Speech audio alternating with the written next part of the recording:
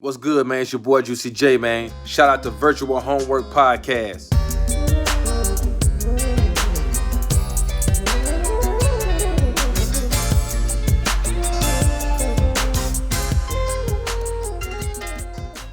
Welcome back, everyone, to everyone's favorite Virtual Homework Podcast.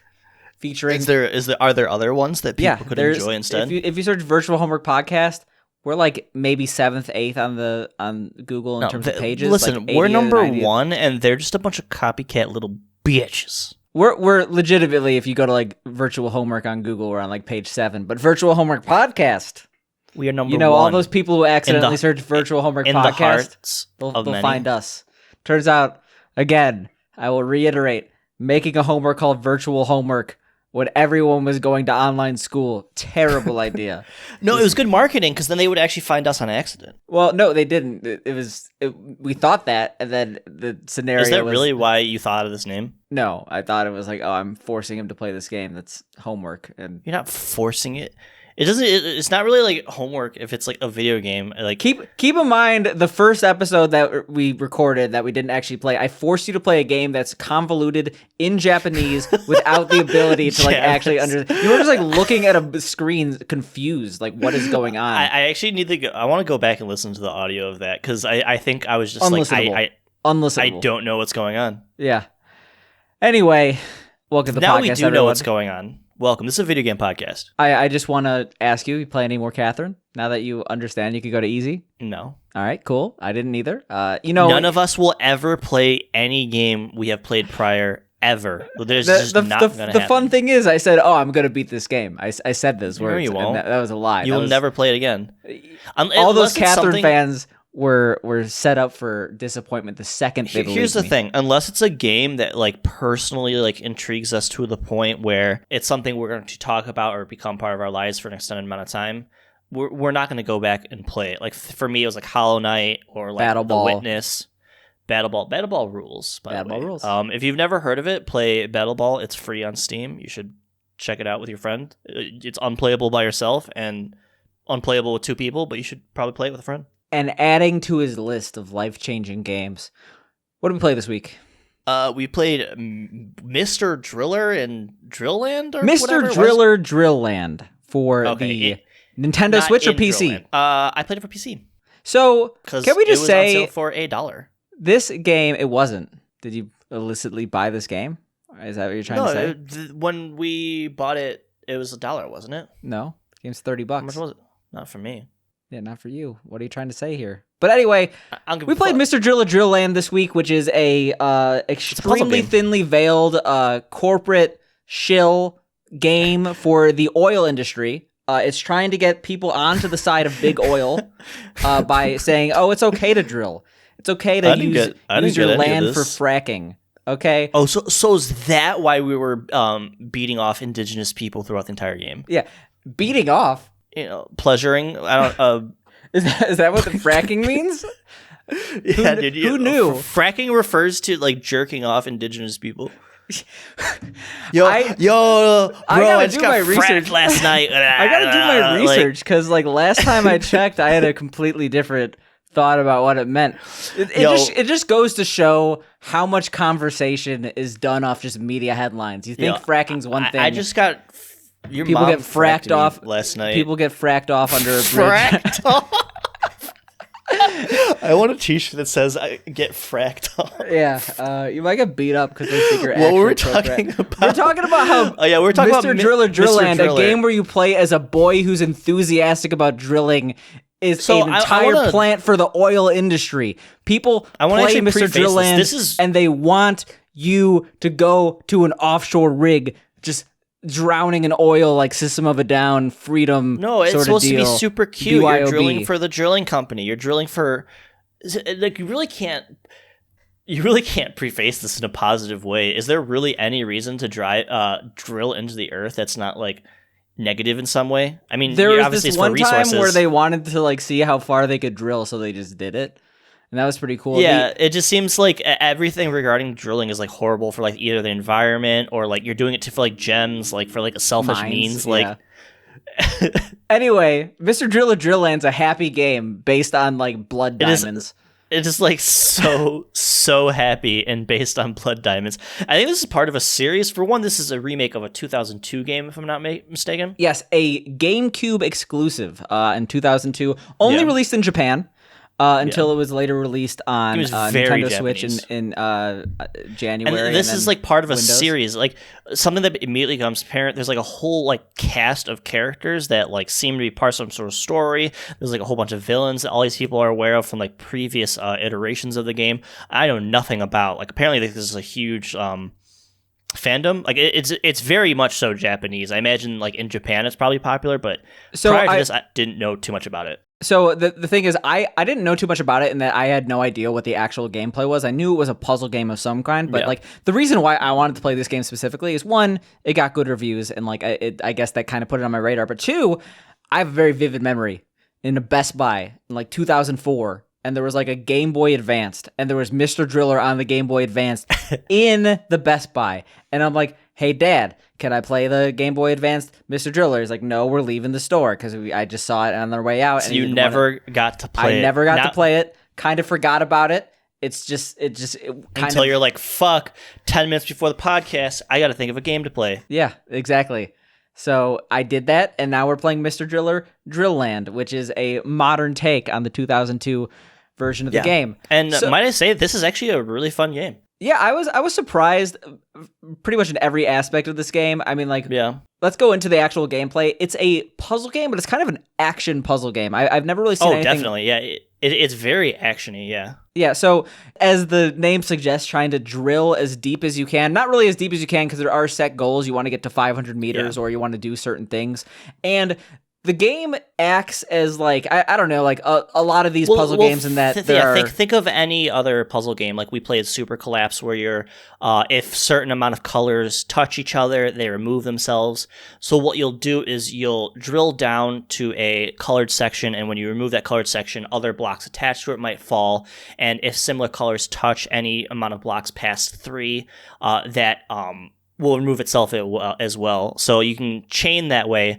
It's really hard to like intentionally do it, but that's basically the gist as you drill down. There are obviously other type of blocks depending on the game you play, but that's basically gameplay is just drill and match colors. Yeah, and make sure that you don't get hit by falling blocks, which is probably the main obstacle. Yeah, that's like the main problem in certain levels. So I know this game was actually considered relatively difficult when it came out, so they actually released the casual mode. Did you play the casual mode or the classic mode? I did not. So my thing with the podcast is I won't play like an easy mode or like an updated version. I'll just play like the most OG of the OG. Can I say this game is fucking hard to get into? Like once you kind of get used to it, it's really, really fun. This is genuinely a tough game, I feel. So I played on casual mode. I thought it was extremely easy, but that's fine because I was enjoying myself and I got really used to the controls.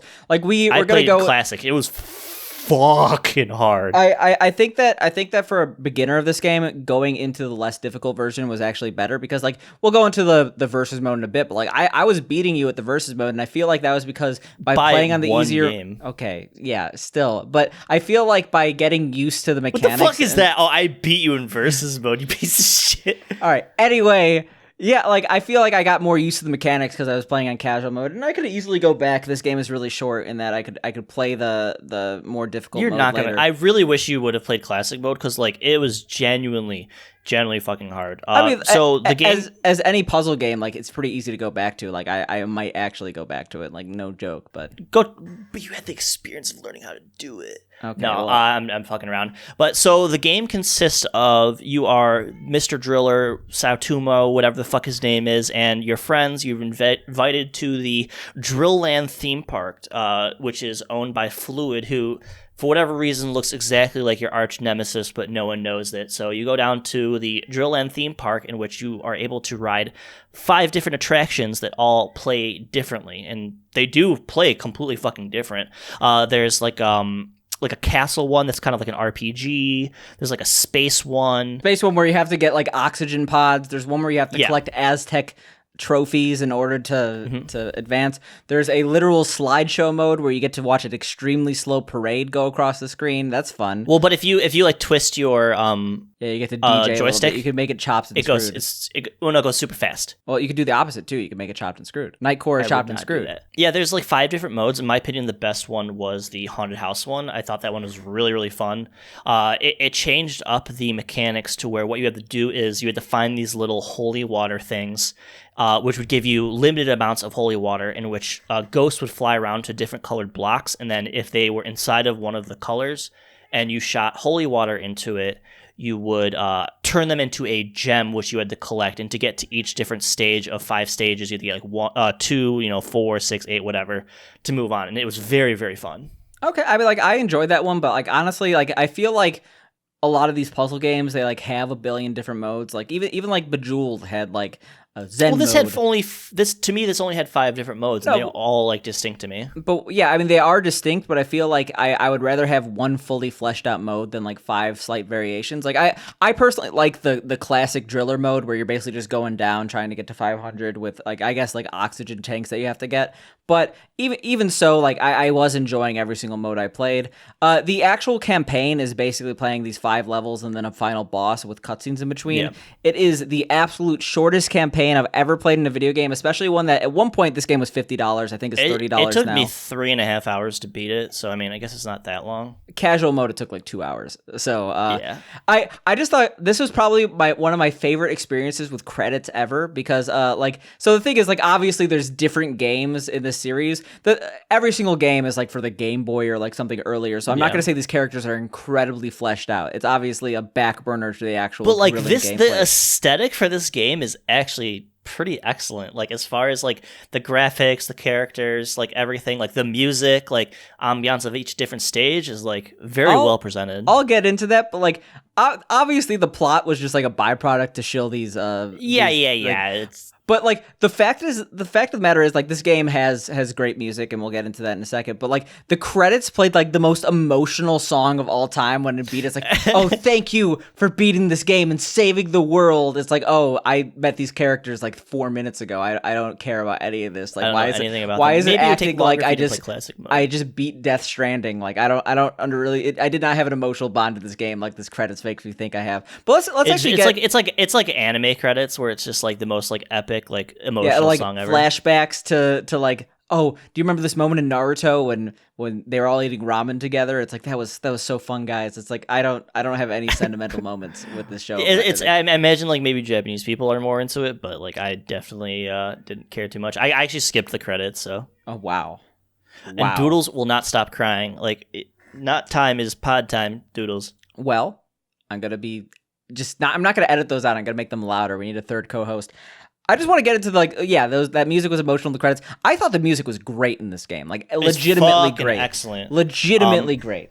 It was so good. Like that, I loved the music in the Darkness of Duraga, I think level or what it was called. So as like soft, like classical, like piano, and then it gets like really epic and just really, really well made. Like I was saying, the ambiance for each stage is just fucking top notch. I like, and they had varied music. Like the first song when you boot up the game is basically a Katamari track, which I think they're made by the same developers, Bandai Namco. So it kind of makes sense that they have the same music production houses. But like every single stage had great ambiance, great sound. I like the graphics in the stages itself. I did not like the cutscene graphics. I feel like it's like this. Yes, it's like hand drawn and stuff, but like it just seems cheap to me. It really reminded me of Bomberman on Switch, which is made by the same developer. It reminded me of old school like Cartoon Network animation, like Grundy Tereskowski type stuff, especially like the animation when like the drill was going down, and it was like it looked very much like Samurai Jack or something like that. I guess, but like Samurai Jack, but like no frames, like the mouth would move occasionally. I'm like, I mean, this is probably a relatively large budget title if it's retailing for as much as it is. Like I was surprised they didn't like put a little bit more effort into the animation, but hey, it is what it is. I think it's more about the gameplay because that's where this game really, really shines, in my opinion. I mean, I don't know. That plot was really good. A guy named Dr. Manhole. That's not a great name for a villain. I was like, oh my god, that's my stripper name. Yeah. Ooh. I like at the end of the day, like I thought this was a fine game. I thought it was a puzzle game. I think that it's probably a little bit more forgettable in terms of the puzzle games I played. But I wish you would have played classic mode because it genuinely put an impression on me. Because I think I spent like 2 hours just alone on like the Darkness of Duraga or whatever it was called because it was so fucking hard stage by far. I think I spent like half an hour on that. Fucking hard. Yeah, I enjoyed it because you had to go like 8 screens. Like I'm not sure how many screens it was on casual, but like on this one it was like you had to go like 8 6 different stages. It was a lot. I'm not necessarily opposed to a game being easy. Like I thought the game was fine being easy. In fact, like I actually before talking with you, I was gonna say like having an action platformer is almost like a negative to me. When I think of puzzle games, like sure, I think of difficult sections, but I think of them as more of like a relaxing experience. I feel like it's an oxymoron, at least in my mind, to have an action puzzle game. You literally played like baby dick mode, so it's like of course it's gonna be easy. Well, okay, I'm not saying I didn't enjoy it. I'm saying that like what I want to say is that like I wanted something that was a little bit more difficult and fleshed out. I never said it. I wanted something more difficult. I'm saying that like I wanted just something more. There's a lot more on the other mode. Okay, no, there isn't. It's the same mode. It's just slightly more difficult. Anyway. I just want to say, like, we played this both on Windows, but this game was originally released. Actually, no, it was released Nintendo Switch and Windows at the same time. It just got released. Literally, it got released a week ago on PS4. That I swear to God, I'm not just chasing new titles. I didn't realize it was just released. Sorry, PS5, not PS4. I didn't realize it was just released a week ago on PS5. But what I want to say is that this game. Well, at least the series Mr. Driller was originally like on Game Boy Advanced, and then like it came to Switch. I feel like this is a great portable title. Like I could see myself absolutely. If I got Mr. Driller when I wanted to get it on the GBA or whatever, I would have enjoyed the shit out of it. And maybe the GameCube not so much. But my issue with this game is, for one, it seems like it's fun, obviously, but it seems like the fun ends at some point because there's just no more gameplay. It's not like there's like an endless mode. As far as I know, there's like 3 stages for each level, and there's a special stage. Maybe for all I know, the special stage is like an endless mode, but it's like I can just see you being good enough to just finish all 3 stages in each mode, and then it's like, well, what now? You just play the same stage over and over? That sounds kind of boring. Yeah, it seems like a ripoff for the initial asking price, but I don't know.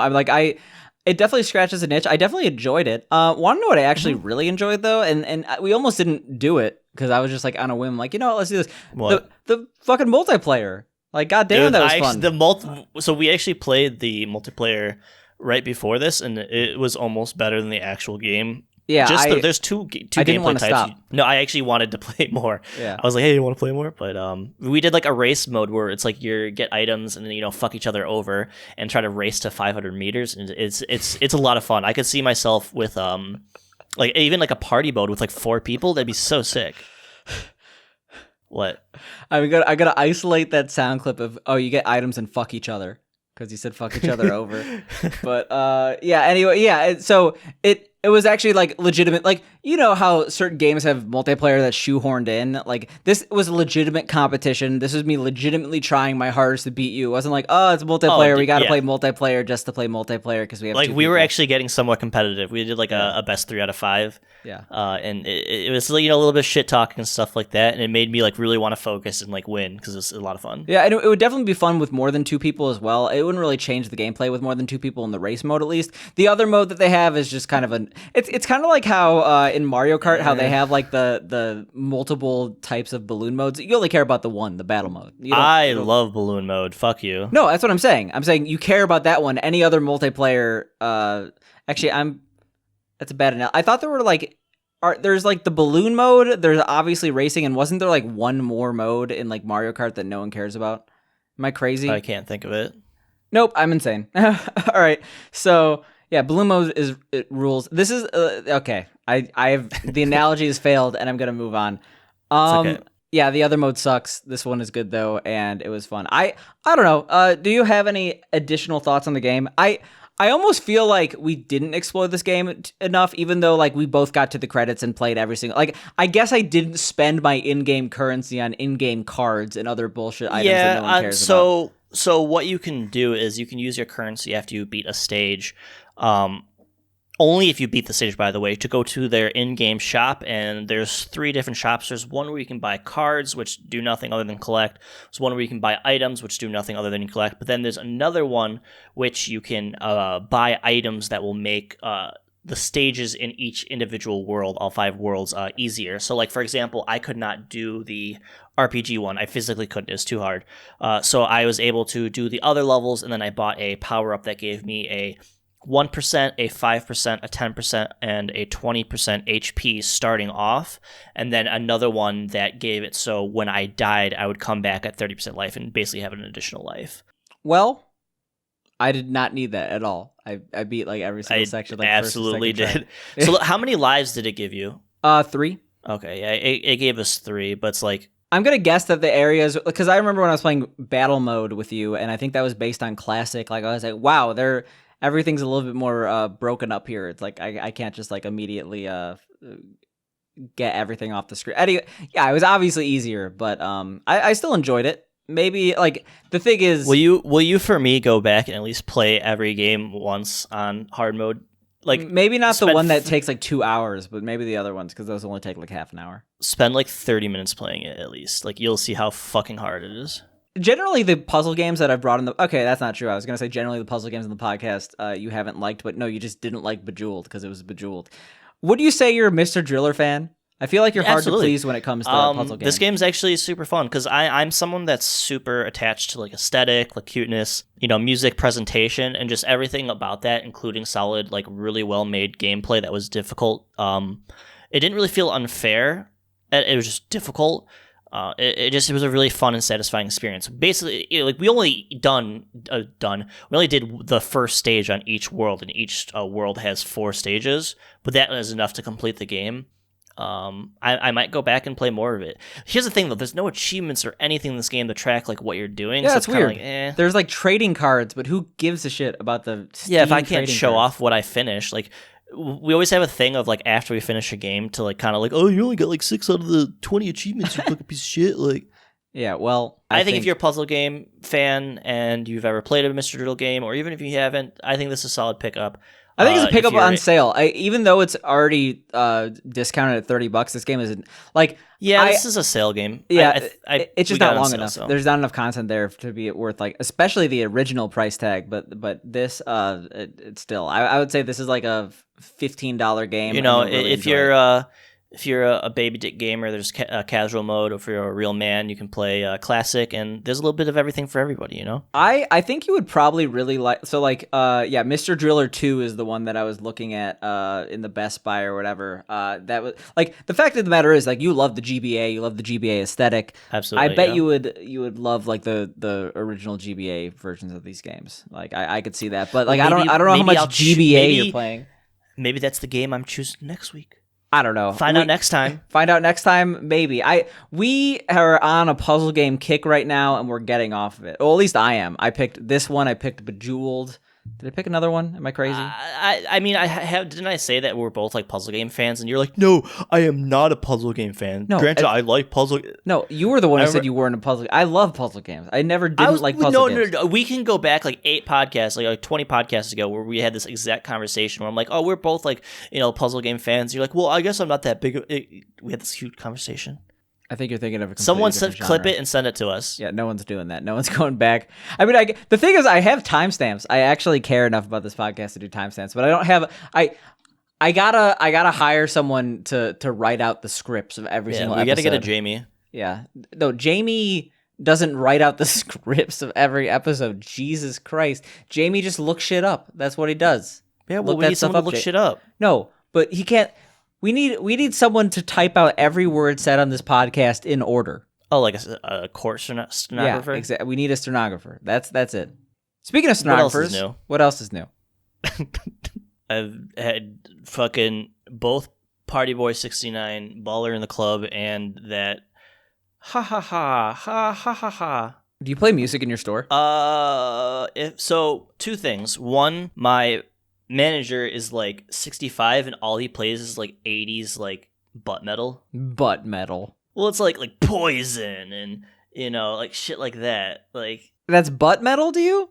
I don't know what you got till it's gone. Like that shit. Yeah, I guess, but like, where's the butt come in? Are you calling it poop? It's not like I guess like hair metal, whatever it's fucking called. Yeah, it's called hair metal.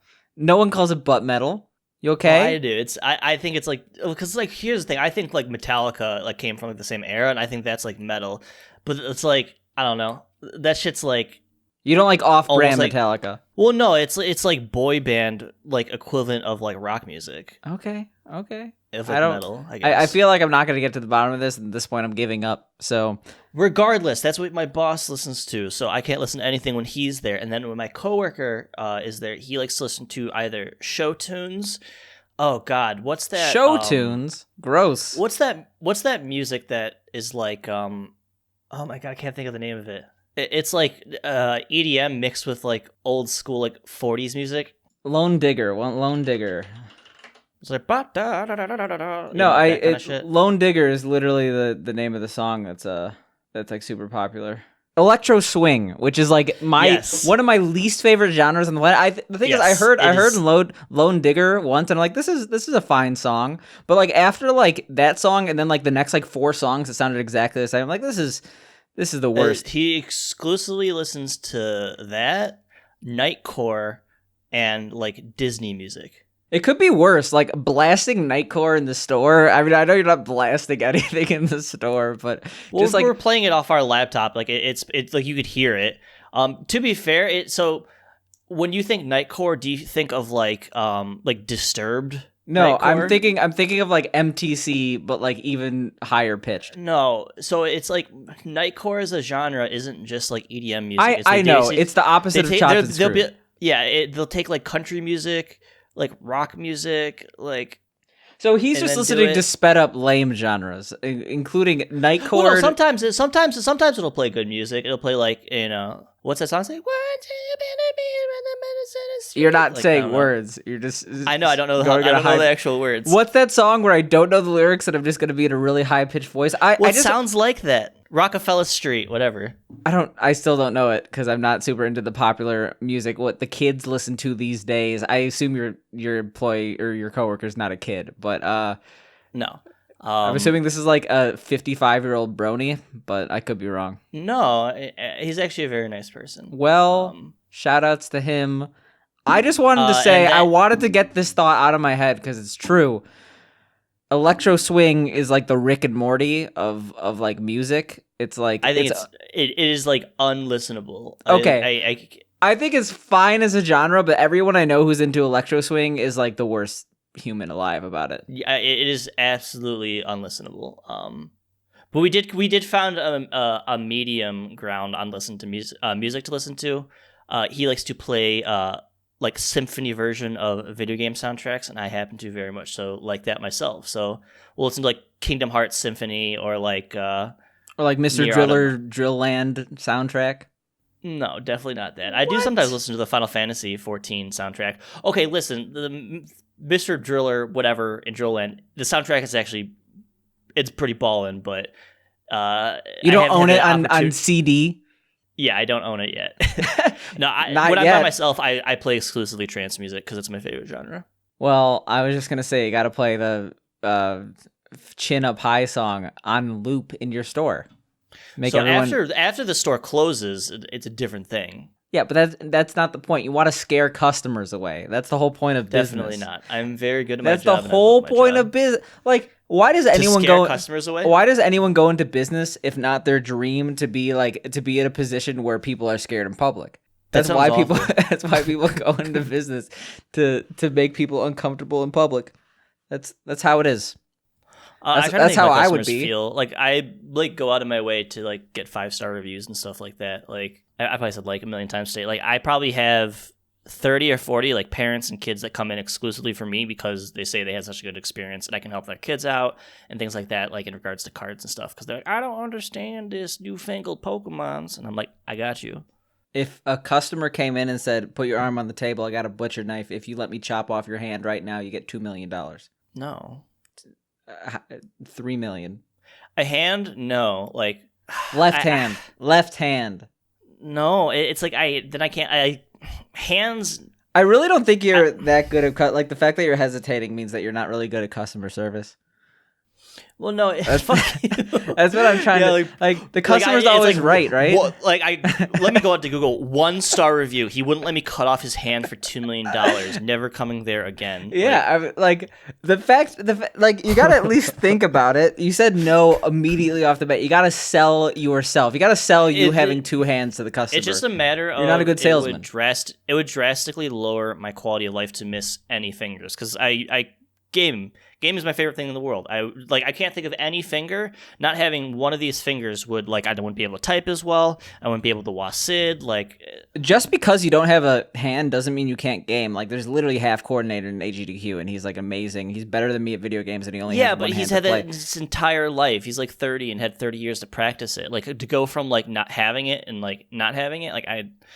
I'm sure I could adapt, but I wouldn't want to. I think you could do it. Cutting off a toe.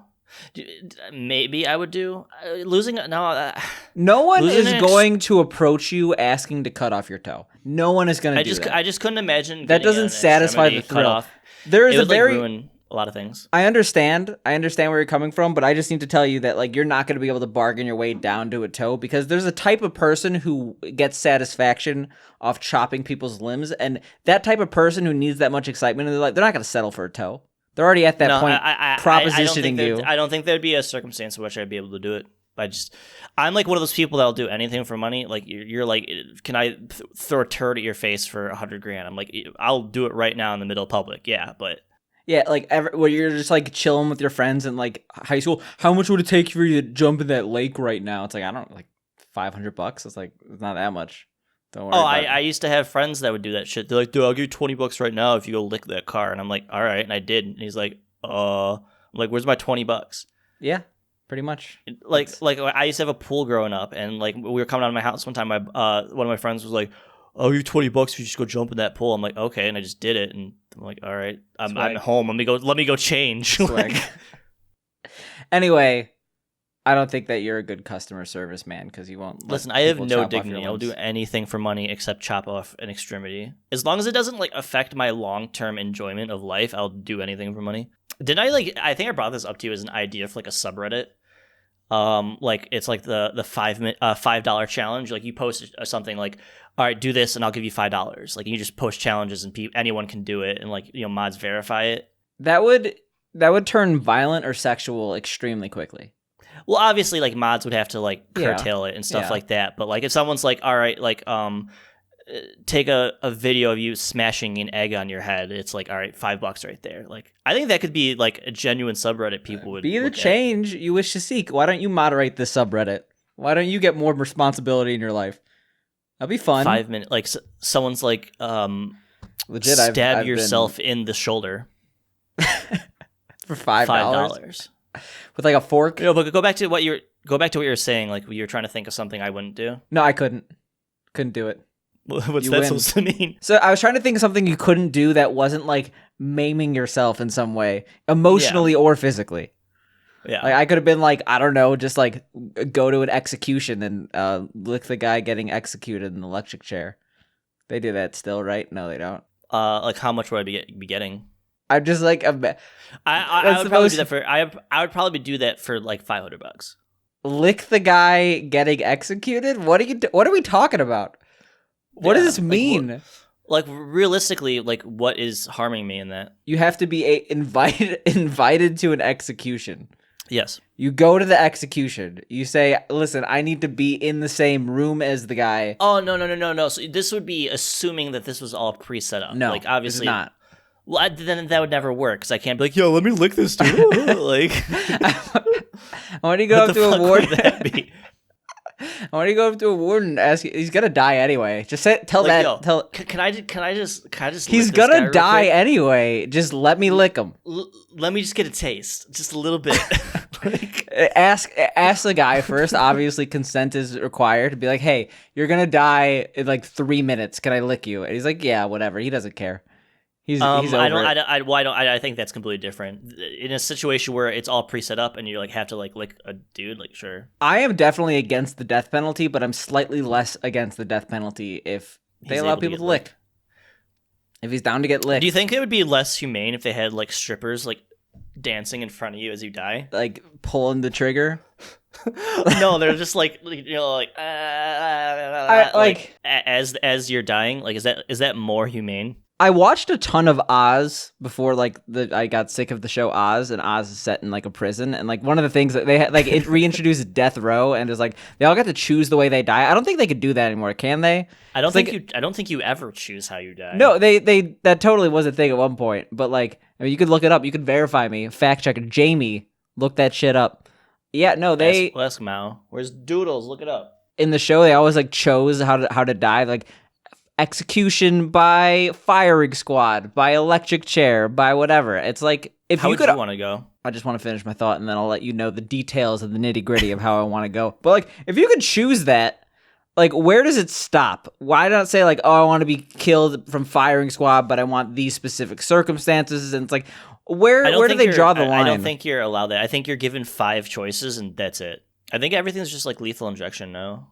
Which sounds terrible. Like I think this is just an extrapolation of the last meal thing. Yeah, you're not always guaranteed a last meal. Like they've said no to people. But no, it looks like there was a choice. But yeah, you're right. The choice is between 2 things: electric chair and firing squad. I don't know. I don't really want to think about me forcing myself to die, so I can't answer your question. I got to cop out. Yeah, I'm like definitely one of those people that's like I don't know. It's like an impossible choice to make. It's like.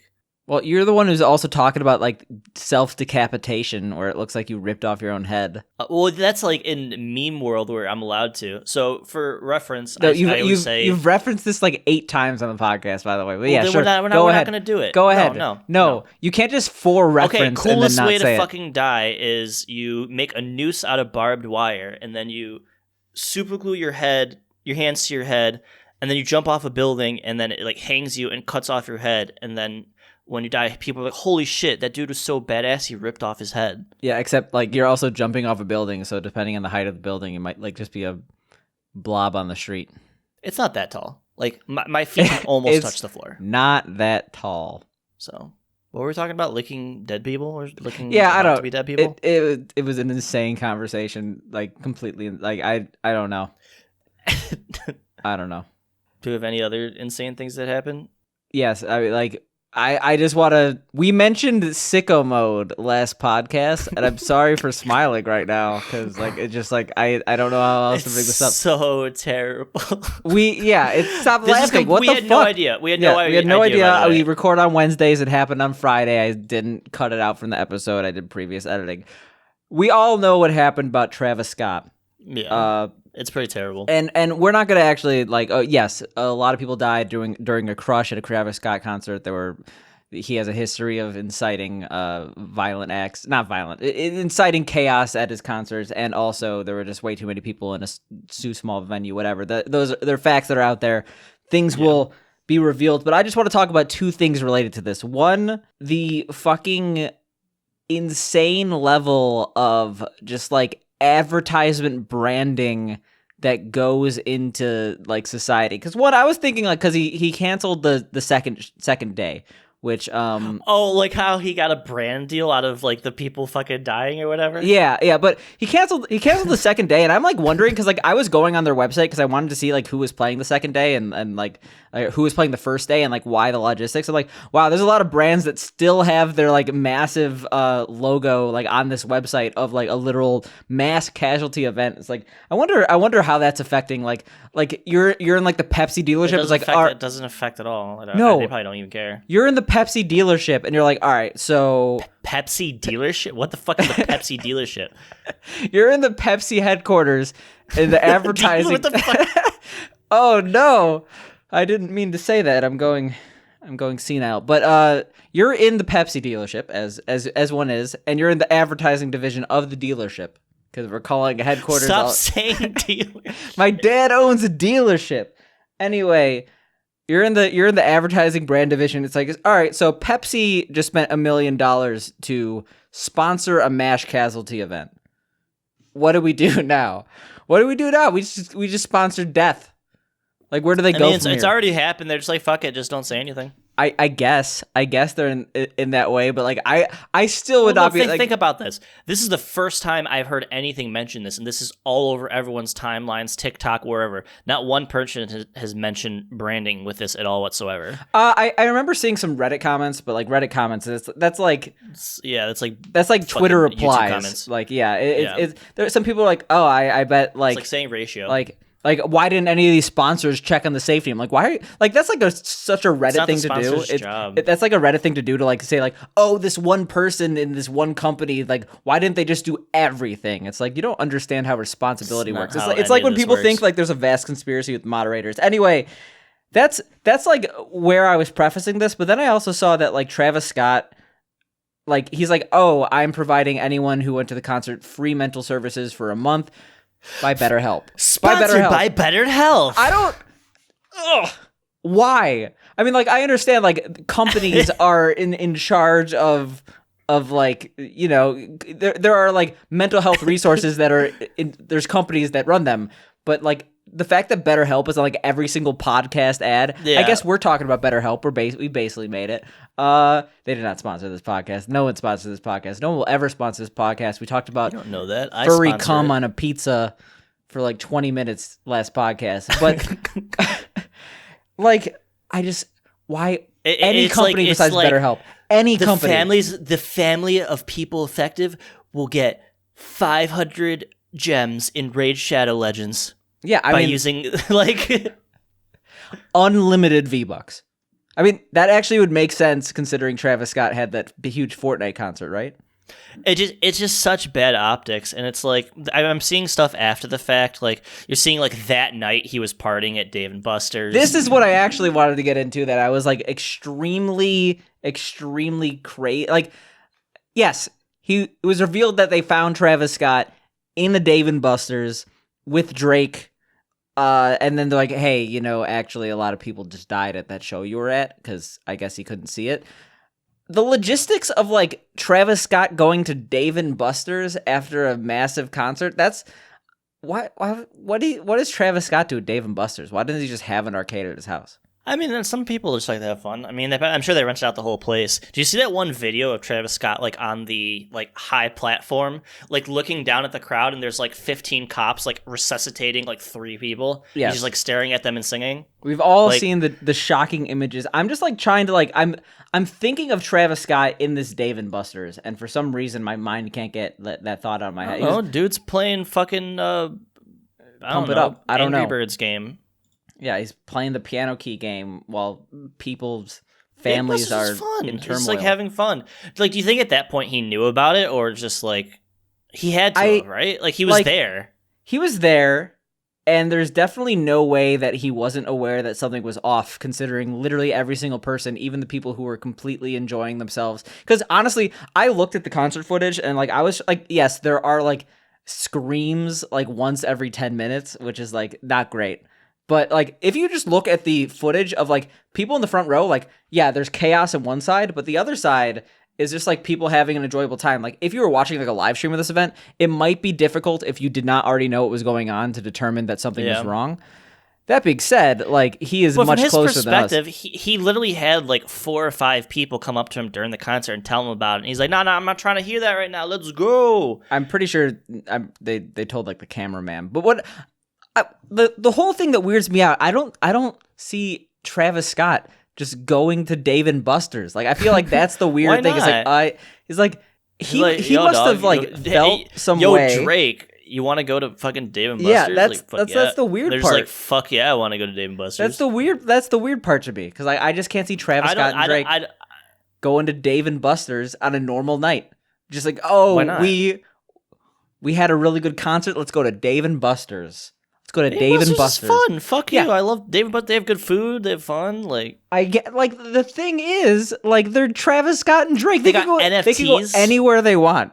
They don't have to go to Dave & Buster's. But that's the whole thing, though. They can go anywhere they want. So it's like, so they went to Dave & Buster's. Yeah, like they do like extravagant shit all day, every day of their life. Do some normal ass shit that just sounds like fun, you know, regular ass fun. Do you think they No, I'm not going to go into the spending habits of Travis Scott and Drake at the Dave & Buster's the day of a mass casualty event. I feel like that is inappropriate. So I'm just going to say it's... Just, no. Just go back and just rethink that sentence you just said. I don't want to think about Drake and Travis Scott at Dave & Buster's the hours after a mass casualty event. I can't get the headline. Travis Scott said to be partying at Dave & Buster's after Astroworld crowd rush where he found out people died. He could have been anywhere. He could have just been at his home. He could have been out clubbing. But like the fact that like it just says Dave & Buster's, my mind fixates. My mind fixates on the Dave & Buster's. I don't see Dave & Buster's as being weird. It's like if he was like if you went to like fucking Chuck E. Cheese's, it'd be fucking weird. Or like you run a multi-million-dollar music festival. You, in your mind, put on. He doesn't one of have the a largest... Dave & Buster's in his house. You put on in your mind. He probably has a bowling alley. I looked up his net worth. He probably just rented the place out for the people that went to the thing. I was like, yo, let's go fuck around, eat some food, have some drinks, and play some fucking games. Want to know who else rents out a Dave & Buster's? Like my company for like a corporate retreat of like 30 people. Okay, they rent out the back room. Because I just said it 50 times. Dave & Buster's rules. It's fuck dope. You. But like there's me and then there's like someone who literally in his mind just had one of the largest nights of his career because there were 1 billion people watching Travis Scott. Yeah. I guess like where would you expected him to go? His mansion party, after party. I don't know. Oh, it's like, all right, I'm gonna go home. I'm gonna go to bed. Bye, guys. No, he's not going to bed. He's having like a massive bender party. I want to have a party at codeine. My place. Everyone like fucks it up. Maybe not his place, but maybe like rents out a club. He's going to Adriana's in the south side of Chicago. Like he's renting out Dave & Buster's. Yeah, he's renting out a Dave & Buster's, but like a Dave & Buster's... He wants to play some motherfucking video games. Will Dave & Buster's allow for a cup of lean on-prem? I think they don't care. They'd probably let him smoke full-on blunts inside the place if he's paying honestly, enough. Yeah, that Dave & Buster's employee is probably like, that's Travis Scott. I'm not gonna... Well, I imagine they rented out the place. Like, no one but like Drake and like fucking Travis Scott and people they know were probably there. No, they need machine technicians. They need the person. Well, no, that's what I mean. But like the people working there aren't going to give a fuck. Like they probably give a fuck now. Well, yeah, they do now. Yeah, they go on Twitter and be like, "Let me tell you, I didn't say anything at the time, but I am actually upset." That's who we're gonna get the next interview for, and like I'm not even joking at all. Like this is they're actually interviewing the employees of Dave & Buster's. Legit, like if there are employees in the Dave & Buster's while Travis Scott was in the Dave & Buster's getting probably the worst news of his life. Because again, this is a very serious situation. It is fucked up, and we're not trying to make a light of the situation.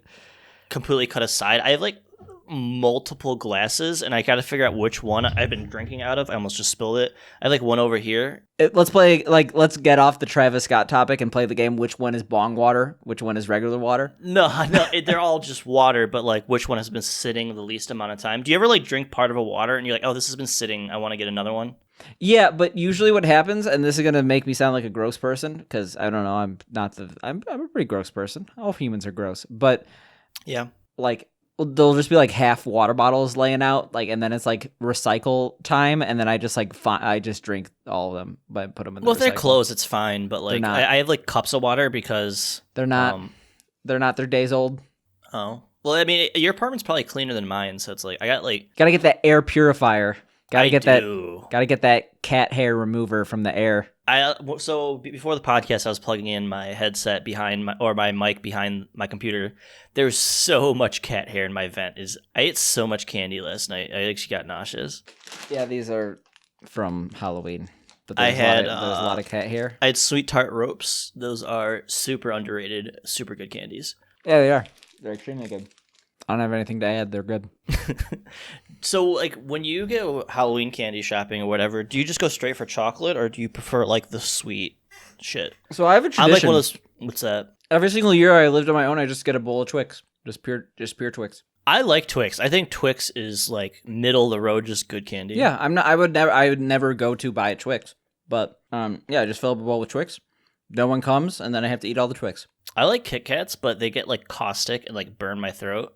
Since we barely mentioned Halloween last episode, did you have any trick-or-treaters? No, I live in an apartment building on the second floor. Your complex doesn't have any children? No. You should knock on all the doors and ask if they have any children. There are 2 other people living in my apartment complex right now. One of the things is vacant. Like there's only 4 apartments in my building. Knock on your neighbor's door and ask if there are like, children on prem. It's probably illegal to do this, but she's like, yeah, a bunch of people with kids applied and they have good credit and stuff, but I didn't want people with kids because it would be loud. Yeah, I don't know the discrimination laws, but I'm pretty sure that's like against the law to like discriminate in that way. But I wouldn't want sue your landlord. That'd be a fun way, like on behalf of people. Make a class action lawsuit against this one person. Like my landlord, I don't know. They just gave us like brand new windows. Like here, I'm gonna change the camera so you can see my new window. Look how nice these windows are. They're brand new. That's a window. Before they had holes in them. That's not a window. Oh god, now my camera's fucked up. Yeah, every single time. Every single time. Oh no, now you can't see the doodle station. Oh, that's actually pretty important. There we go. Enough. But no, you got a little bit higher because of Mao. There we go. Now everything's... Do you know the Chinese word for cat? Gato? No, it's Mao. So you have the Mao station and the Mao painting. What the fuck is doodles anyway? Speaking of painting, this isn't even painting. It's fucking crypto shit, NFTs. Yeah, what the fuck are you... Oh, I guess we could get it. I thought you were actually going to get into crypto talk, but this is an actual topic because... No. You can't escape it. So do you see how like everyone's quitting fucking Discord Nitro because they're like looking to integrate fucking NFTs and Ethereum into their platform? I'm going to have a hot take on this, I think. I think that, like... I understand the argument that NFTs and blockchain and Bitcoin and Dogecoin and Shiba Inu and Polygon and Avalanche and Internet Computer and Ethereum Classic and Arweave and Filecoin and Binance, BNB, Kate Coin, and then... Get the fuck on with it. I understand that these are all technically a form of just like digital pollution, or real pollution, in that they don't have real uses. They weren't necessary to human life before their invention, and they're not necessary I think I know now. where you're going, and I don't think it's that hot of a take. I think it's a completely fucking reasonable take, but continue. And so the argument that people are having is that by supporting NFTs, which are basically...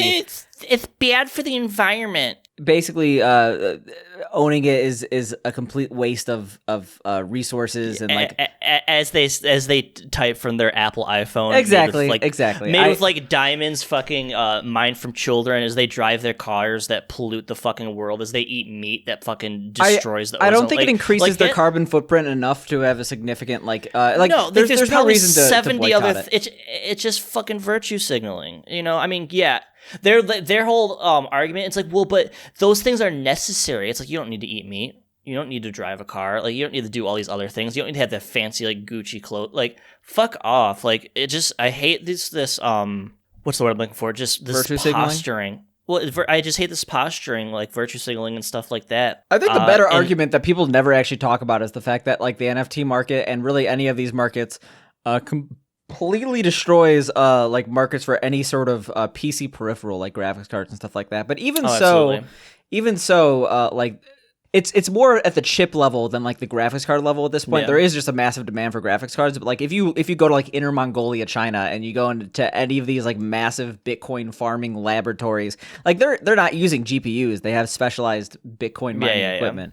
So like that's not even like that great of an argument. I just think the whole argument against NFTs is that they're stupid. They're so stupid. Yeah, I think they're stupid too. To be fair, this whole Discord it makes sense. Like, I hate to say it, but like crypto technology and stuff like that, it makes sense to be the future, or trying to be the future, because it makes a shit ton of money for people. Oh, and it loses a shit ton of money for people as well. But it just makes sense to see more integration into blockchain technology as things go on. I wouldn't be surprised in the next 10, 15 years, literally everything is like cryptocurrency related. Yeah, I mean... like it or not, I like crypto bros are here to stay. Cryptocurrency's here to stay. Crypto is the thing is, it's like at the same time, like, do you remember when you were like 20 and like some of your friends were getting into stocks and you're like, I can't have a conversation about stocks. You were a boring adult and I hate you. No, never. All my friends, all we did was smoke weed and play video games. That is it. Okay, I'm sorry. I'm like sorry. My friends were. financial me and my friends, investments. we including myself, were all fucking losers. It was great. Yeah, I mean that's kind of the way to live life, right? Not having to worry about your investments, your 401k. I mean, I wish I did at the time, but yeah, I wish I did too, but I didn't. I was too busy drinking beer. You don't even drink beer. I do. What do you mean? I drink so much beer. That's not the way I wanted to say that. I drink so much beer. Yeah, I don't know why I said that. You do. Yeah. I have like multiple friends like beer tastes bad. Yeah, it's the default go-to. I need a Vima. Yeah, crypto's here to stay. It's just going to be like another boring topic of conversation, just like a stock conversation. But it's pretty terrible. Yeah, I agree with you that it's going to be integrated with everything. But like, sure, NFTs, I understand that they're probably going to be here to stay too. But like, I just don't. How did it turn out this way? Where you just have like 75 variations of shitty pixel art? This. You remember when I was talking about the naked fucking Obama NFT?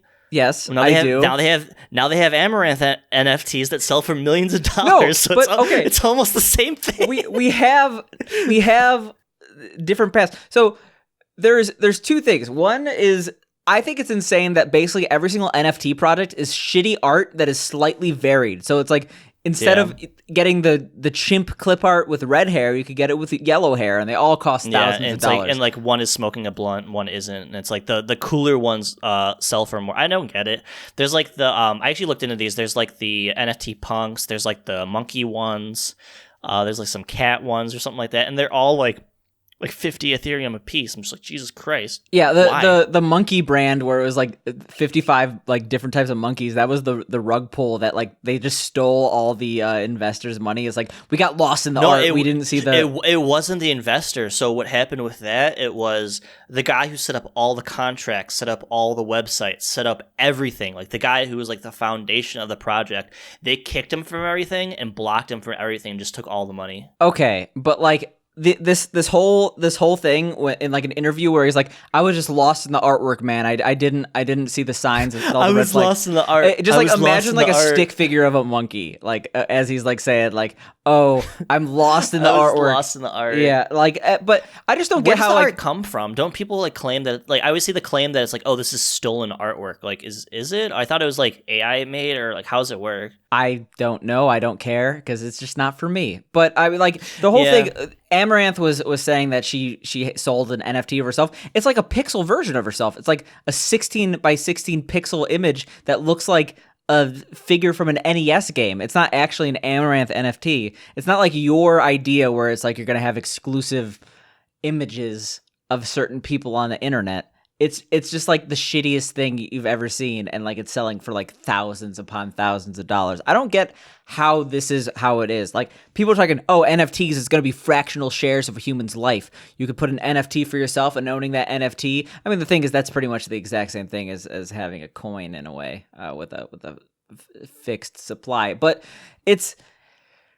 I'm just like scrolling down Amaranth's page, and she's very good looking. Okay. I'm sorry. Well, I got completely distracted. Yeah, distracted by the art. Just like the chimp guy, huh? I was lost in the art for the past 20 seconds. Dude, that's just crypto talk though. It's like the kind of shit you just start talking about, and the person you're just like, you just kind of which is why we have to move on. It's stupid, and I just don't understand why it turned out the way it could have been cool. But it's not cool. It could have been cool, and now, like, literally, Harry Potter, Obama, Sonic coin Joe Biden shoots to the moon. Joe Biden coin. I want a Joe Biden coin. Like a commemorative coin. Like, you ever see those commercials that would be like? No, I'm really pissed because I was gonna buy the Kim Jong-un Trump challenge coin, and like now it's a little bit more money. Wait, it's such a dumb piece of history. Yeah, actually, let me see if I could get it right now. It's like on the black market, because they actually made it, before the thing that failed.